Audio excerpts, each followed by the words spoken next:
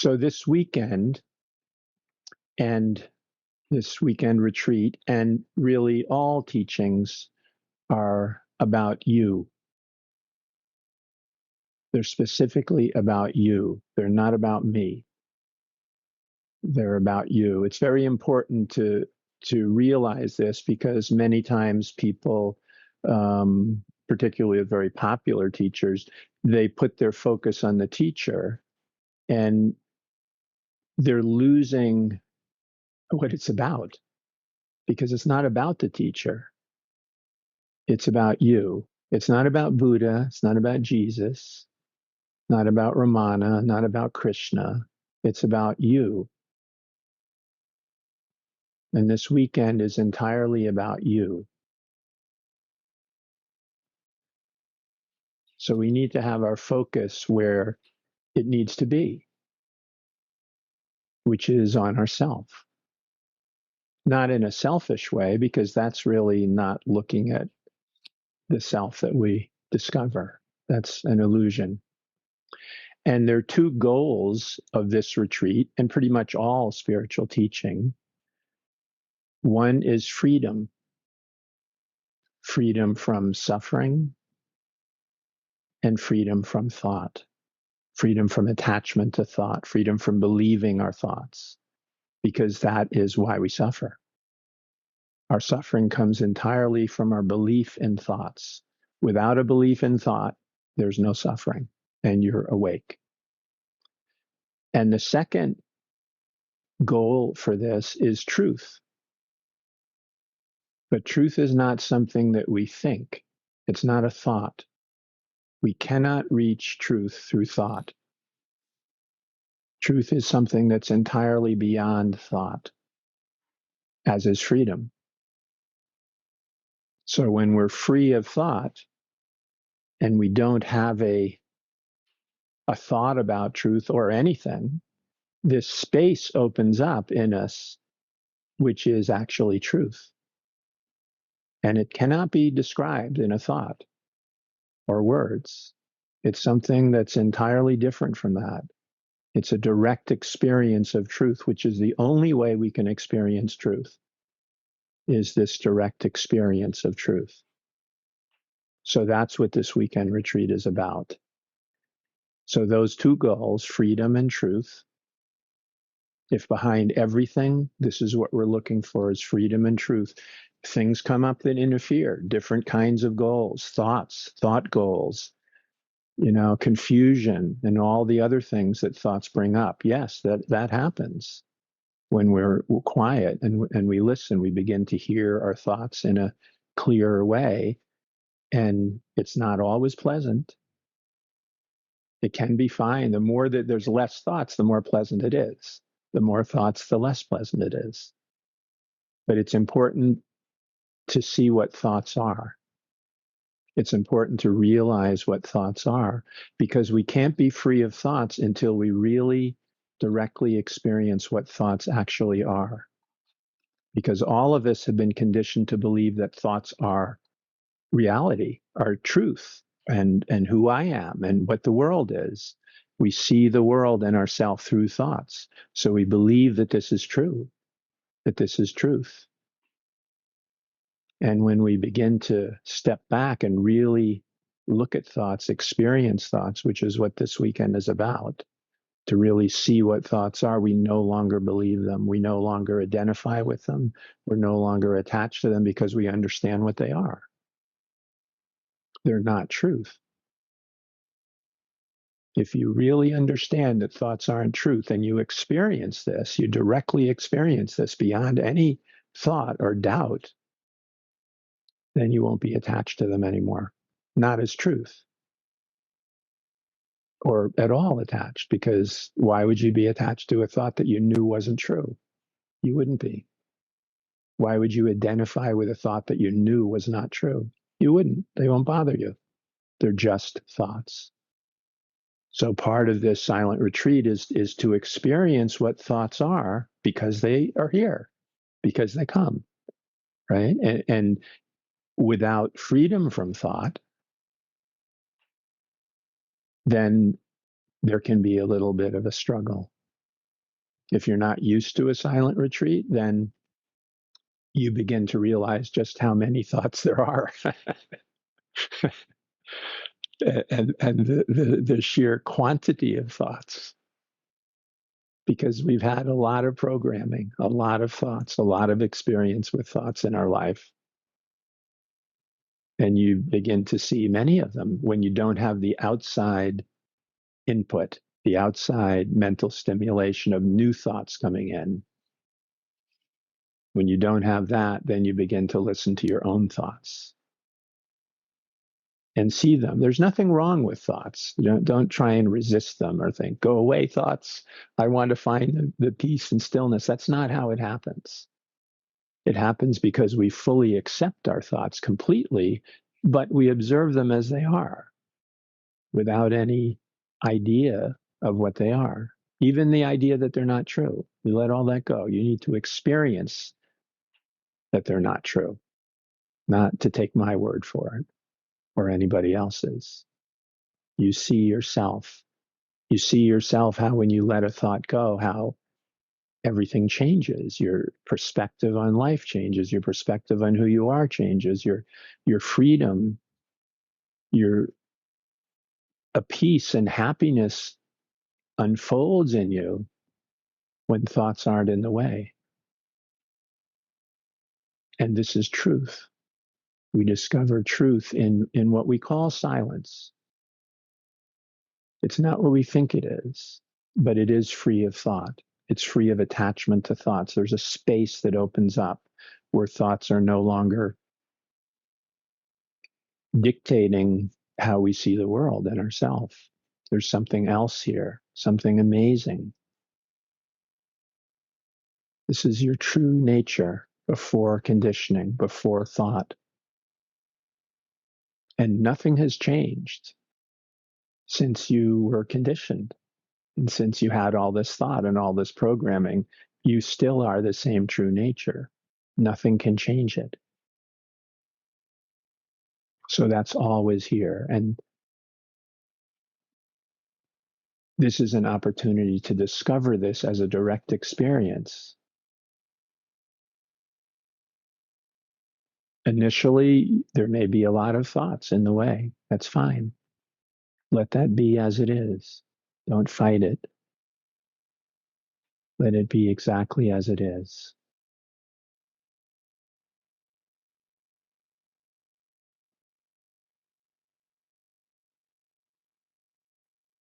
But you want to listen and put your focus on this truth that is not a thought, that's beyond all thought. And yes, you don't know what it is. And yes, I can't tell you what it is because it's not a thought.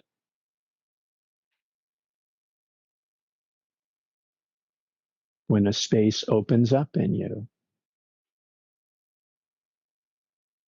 when thoughts slow down, the quantity of them don't come as fast, and there becomes a gap in between thoughts and a space in between thoughts. That's where you'll find this. In that gap, in that space. And the more you open up to it, the more you put your attention on it, the stronger it will be. The more familiar it will be, the more you embody it. It embodies you.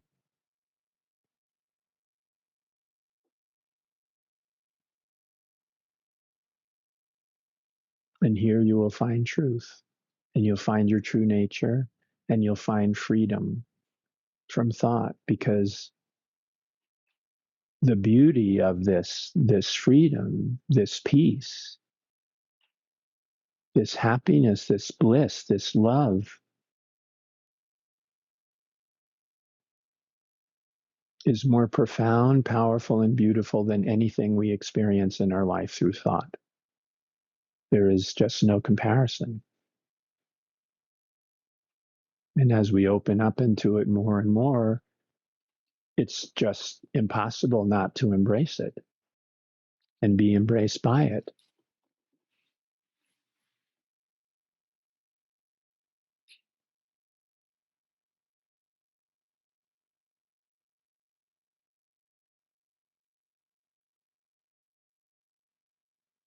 So it's important. I know Teresa had asked a very good question.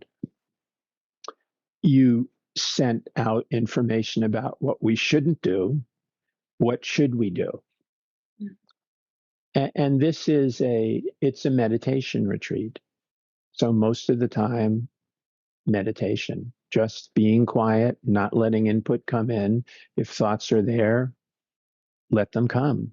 Observe them. Don't try not to get involved in the story of the thought, but just notice that it's a thought, right? It'll have a content and a story, and we're used to being involved in the story and getting distracted and pulled into it, and that will happen. But when you remember this, pull back from that and say, oh, okay, oh, this is just a thought. It's not real. I don't need to put all my attention onto it. Just come back to something else. What's here that's not a thought? What's here that's not a thought is everything else, everything real, and your consciousness that's aware of the thought. So just as a practice, keep coming back to that. In beginning meditation practice, we have practices of focusing on the breath because we always have a breath that's here and we put our attention there over and over. But in this case, I'm asking you to go a little deeper than that.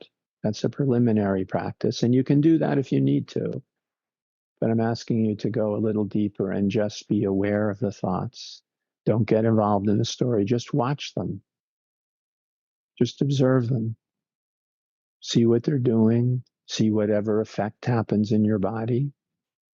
And also notice that there is something here that is not a thought. There's something here that is not a thought. And bring your attention to that.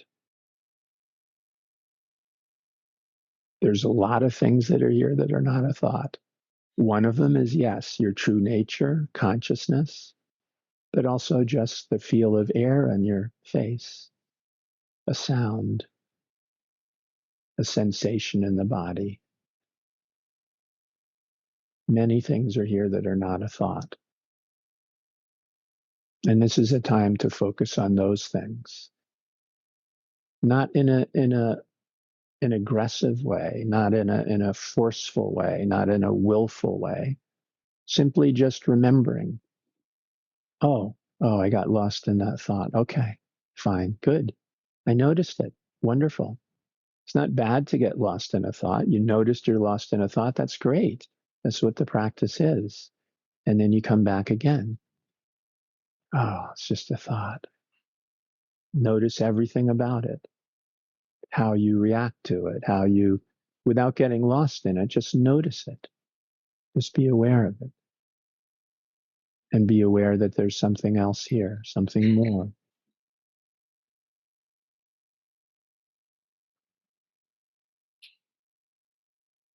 And this is how we become free. This is how we discover truth. And over time, not immediately, but over time, doing these practices, you begin to live free, live as truth. And your attention is on this peace and stillness and silence that's beyond thought all the time. It just becomes the way you are. So essentially what you're doing in this retreat for yourself is you're deprogramming yourself. You know what deprogramming is? It's like people are brainwashed, right? And then they have a deprogramming. Someone has to come in and deprogram them, very much like a computer. You know, someone, if the computer has a virus in it, someone has to go in and deprogram that virus. You have to deprogram the computer to get the virus out of it and start over again. And we're deprogramming in this very simple, non-aggressive, non-assertive way, just a way of being. So another thing that you can do is not a doing, it's a being. You can be. So to have your practice on just being, what's it like to just be? Not to be anyone, not to be anything, just being itself. What's that like? That's a good place to put your attention. on being.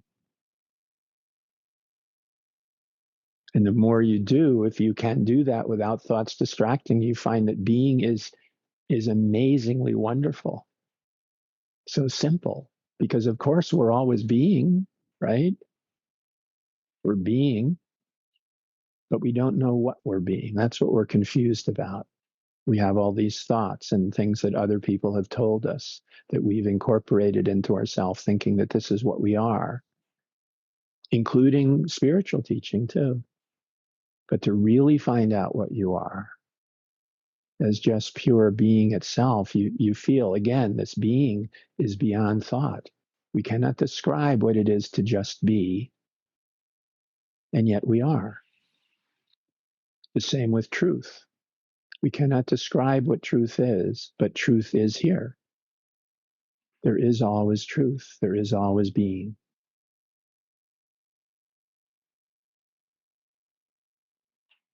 So I think this is a good, in the beginning of retreats that I had with Thich Nhat Hanh, we would call this housekeeping to get ready for the retreat. This is sort of, here are some of the things that we do.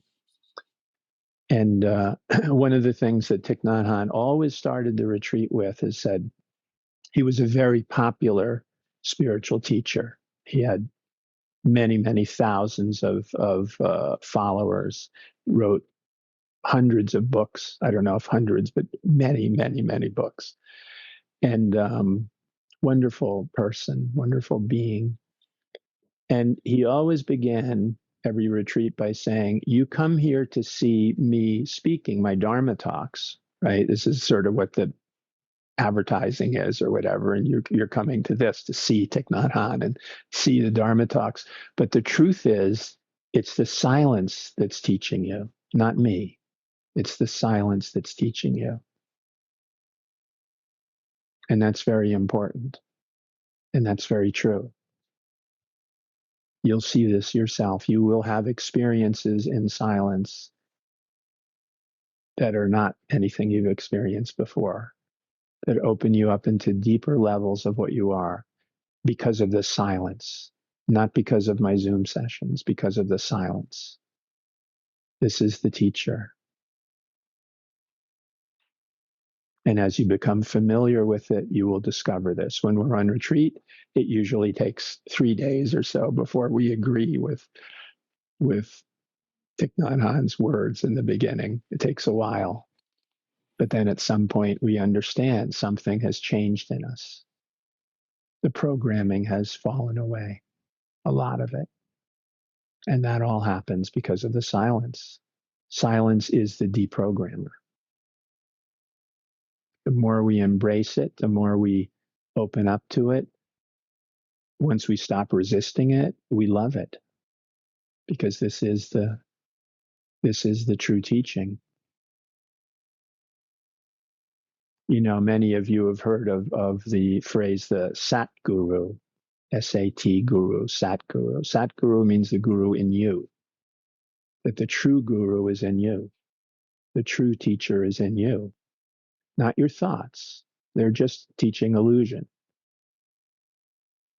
But the true teacher is in the silence that you can feel in you. You can feel truth. You feel truth. You don't know it as a thought. You feel it. You experience it. You are it.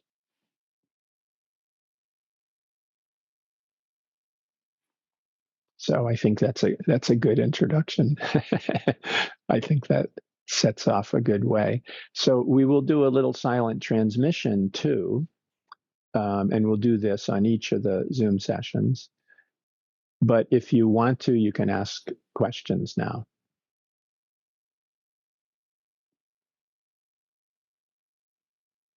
And I don't think I muted you. So actually you can ask the questions without.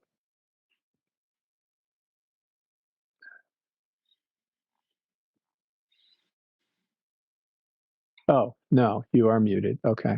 All right. Well, anyways, you can unmute yourself if you want to ask a question. And if not, then we'll go into the silent transmission.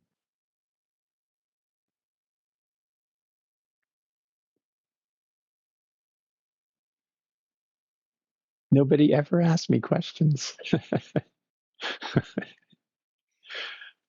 Maybe I'm doing something right. Yes, I asked beforehand because I didn't want to, you know, we wanted to be silent today. Yes, yes. No, but this is the housekeeping part. So this is a way to have any questions that come up. And as I said earlier, Teresa, it's whatever questions you have, remarkably, are the same questions that almost everyone else has, even though we feel it's our question that we really want to ask. So it should only be a question that you really want to ask. And that seems very personal to us, but most people actually have that same question. So it is useful to ask the question because then it's answered for the other people who don't say anything, who don't, they have the question, but they don't want to say anything about it. And then the question is answered for them. So it's very beneficial to them too. It's amazing how life shows us this oneness and non-separation in so many different ways if we really pay attention to it. Oh, I did have one other thing to say as I was walking today.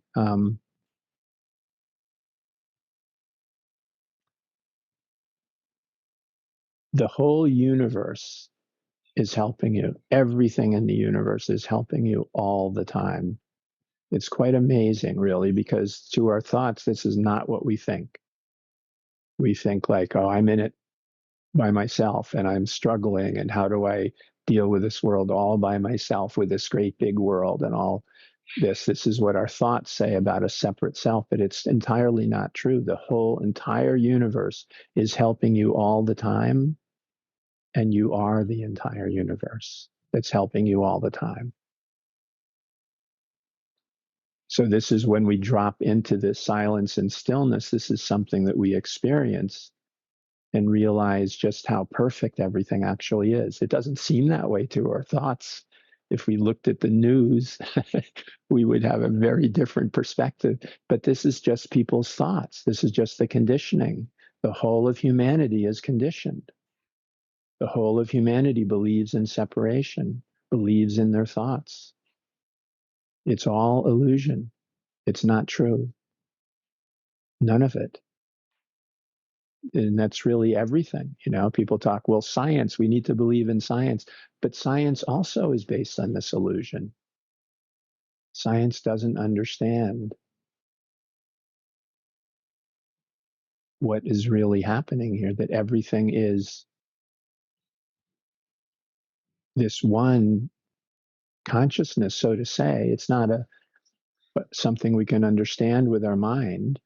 We cannot understand this with our mind, really. We can talk about non duality and one consciousness, but we can't really understand that with our mind. It's impossible. We're only fooling ourselves if we think we understand it with our mind. We don't. That's just more illusion. But we can directly experience it. That's our understanding, our being it.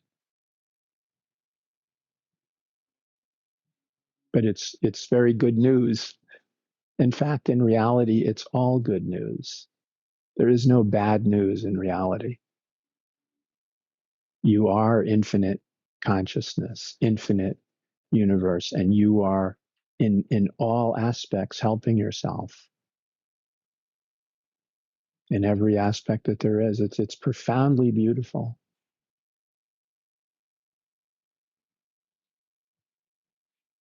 So I want to encourage you that when you open up into this stillness and silence, you find something. It's worth doing it, even if there's struggles to deal with thoughts in the beginning. It's always worth it because what you find is there is nothing in this human life that compares to waking up to your true nature, to the true nature of reality, to letting the programming go. It sort of also shows how the programming is not that great, right? Because why would we feel so wonderful when we let it go just because we let the programming go? That's all we've really done. We haven't like gotten truth or discovered truth or grasped truth as if it's not always here, because it is. That's just another thought that says we have to go and get it, you know? It's not true. It's always here. It's always present. And the experience of it is profoundly wonderful. Mostly, I guess, because the programming is so the opposite of that. It's so profoundly unwonderful and struggling and suffering. And when we're finally free of that, it's a wonderful experience. This is where bliss comes from. It's not something that we get. It's not something that isn't always here. It is just the nature of what we are.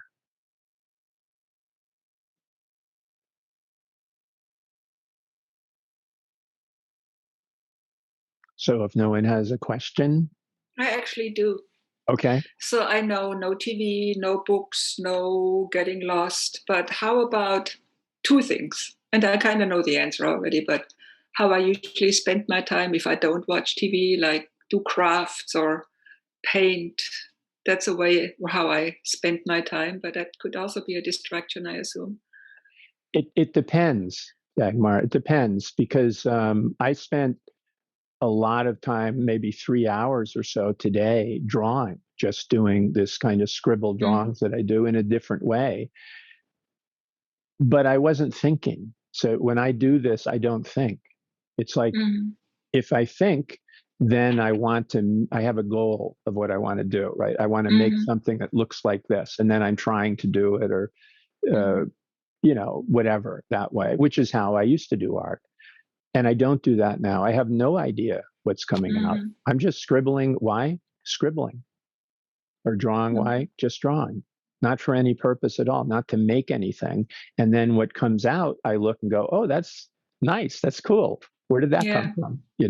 So it's fine to do it in that way. Most people, honestly, are not used to doing that. In that place, I remember watching sometimes people used to knit, right? That was popular, but maybe in the 70s or something. People used to knit. They would go to a meeting and all these people would be knitting. But it seemed like that knitting was kind of a peaceful thing for them. It seemed like it was like maybe the meeting had things that where their mind would be very occupied and it would make them upset, but they seemed to be kind of happy. Because they're just sitting. I think the knitting helped sort of free their mind from thinking because they were so good at it. They didn't have to think. Just it's sort of, and then they'd look and go, oh, a sweater or whatever. It's like, where did that come from? So if you can do it that way, then it's no different than meditating. It's no different than being in peace because you are essentially. You're not thinking, and you can do everything in that way. It's a good practice to do it. So for instance, making a meal. So if we're not fasting, we're going to make a meal, preparing it, whether we're cooking or not. And usually we have a goal. Okay, I want to make the meal so I have the meal and then I'm going to eat it, But we can also, every moment of making that can be a moment. In other words, if we're chopping carrots, every chop of every carrot is its own moment in time and really open to that, the preciousness of what that is, the sound of, the chopping board and cutting through the carrot, and then taking a carrot and eating it at the same way. It's like we've never tasted a carrot in our life before, because in fact, we never have. To be really present, we've never done anything before. It's always new in this moment. And when we appreciate it in that way, it's just extraordinary. It's beautiful. Whatever we're eating is amazing. Why? Because it is, and also our connection with it is amazing. Like, what is this carrot? This is an incredible thing. This is a sacred, holy thing. And I put it in my sacred, holy mouth and I'm chewing it with my sacred, holy teeth. And the whole experience is a universal experience that nothing in the universe is left out of this. So when we open up in that way, it's very profound. And that's not thinking. It's not thinking that I experience that. It's not thinking that allows that experience to happen. It's what is here that's not a thought. Well, the carrot's really not a thought. Unless we're making it a thought, it actually is this orange thing, which is kind of crunchy. And we don't have to think any of those things about it. Just for the first time in the moment, we've never experienced this before. So eating is very good to do that way. Mm-hmm. This is a way of, it's also very healthy because we spend a lot, it usually the way we eat is so fast, especially if we've been working in a company or something. You get a short time for lunch and you have to do other things too. And you bring the food to your desk and you sort of gobble it down without thinking. It's very unhealthy to do that. And most people eat that way. When you eat in a mindful way, when you're just present with the food, and you will eat in silence when you do that, even if you're with people, because you want the food to communicate with you. You want to know what it is. It's talking to you. The whole universe is talking to you through that food. What's it saying? What's your connection to it? When you and the food dissolve into each other and there isn't anything that you can say, you have this very holy experience with the meal. And it's very healthy to eat in that way. You're actually transforming the food into something healthier as you eat it. And it's just a good way to be. This is how I learned, the monastic tradition of Zen, of eating in this way, taking a long time to eat. And we did training in raisin meditation. There's a mindfulness-based stress reduction practice where you take one raisin, you look at it, you hold it in your hand, and you see it. It's sort of wrinkly, what it looks like, what it feels like in your hand. You touch it, then you put it in your mouth, and you don't chew it yet. You let sort of the saliva start dissolving it, and already you're getting the sweetness from it without even chewing it. So you wait a while to do that, and then you chew it for the first time and the juice just explodes in your mouth and you have this amazing experience with a raisin. It teaches you how to pay attention. And you're also paying attention to something that's not a thought, because a thought is a very superficial thing, right? The thought of a raisin is just a raisin. It's no big deal. It's just a raisin, right? There's a whole package of them. This is just one out of 100. But to be mindful about it and take your time to really put attention into it, it becomes something amazing. Everything becomes the whole universe in the totality when you do that. The truth of it is that. But you experience that.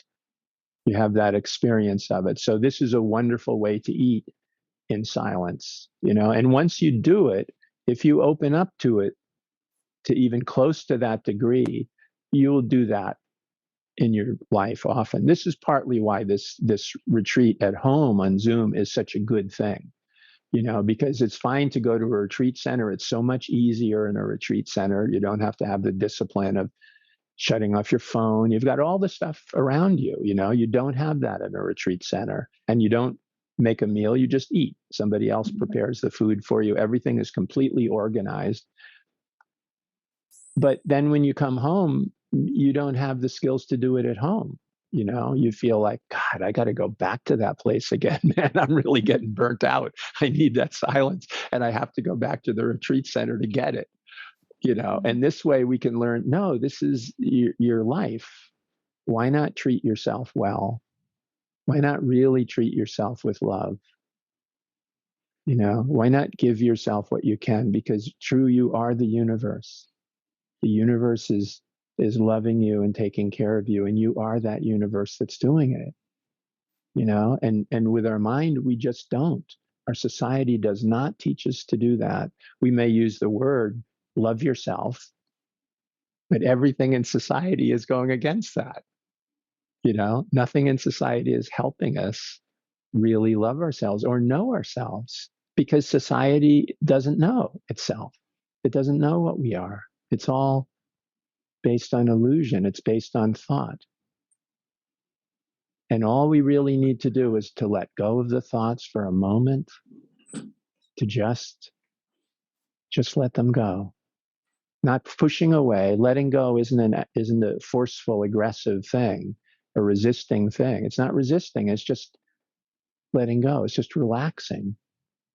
Like, oh, okay, what else is here that's not a thought? Oh, that's interesting. Yeah. A raisin, a carrot. Oh, what is this? So the more we're in the space of not knowing too, because that is the awakened state of consciousness is a state of complete mental not knowing all the time. And in this not knowing, we learn to embrace the mystery, to love the mystery, to love the unknowable mystery. And when we totally open to it without thoughts, to know the mystery, right? How do we know it? Well, it's a mystery. Our thoughts can't help us. Yeah, but I want to solve the puzzle. That's what our thoughts say. Let me solve the puzzle. We have to come to a place where we know, no, I can't. Nobody has ever solved the puzzle.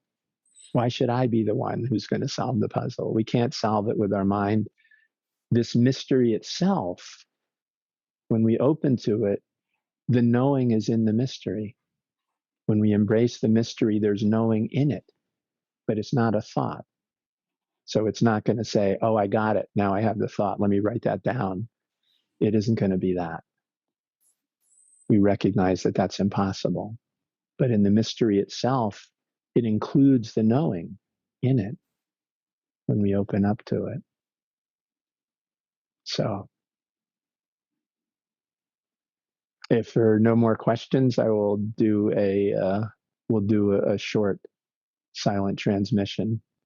And thank you for doing this. Thank you for doing this for yourself. Because when you do this for yourself, the whole universe benefits. I benefit. Every person in the world benefits when you take care of yourself, because you're not separate from the universe, from the world. So doing this for you is doing it for everyone. That's what I mean. It's not selfish. Selfish is when we do something for the self that we think we are, this limited, separate being. And when we do that, we often do something that might not be good for somebody else. This is not like that. It's completely not like that. You're doing this love for yourself is a love for all. And everyone is affected. This is why I say, with your family, you can to make this arrangement, even for a weekend, can be hard. Yeah, but I need to talk to you. I need to do no, not for 3 days. That's all. Just not for 3 days. Give me this time. And then after, the people that you're connecting with, the people that you love, they see some change, and that benefits them. That benefits them too. Oh, Teresa asked me about a dog. You don't have a dog, but it's a good question, because people have pets. It affects pets too. Your peace, the more peaceful you are, the more peaceful your pet is. It's another example of oneness. You can just see, wow, it's amazing. Look, they're reacting to my peace. They're reacting to my stillness. They're feeling good. Often if you have a dog or a cat, they'll curl up on your feet. They just want to be close to you, to get that vibe, to get that energy from you. Yeah. And the same thing happens with people. This is for everyone, and it is for you. Unquestionably, it is for you, but there isn't any separation. So doing what's right for you, what's good for you, what benefits you, benefits everyone else. So we'll do a short silent transmission.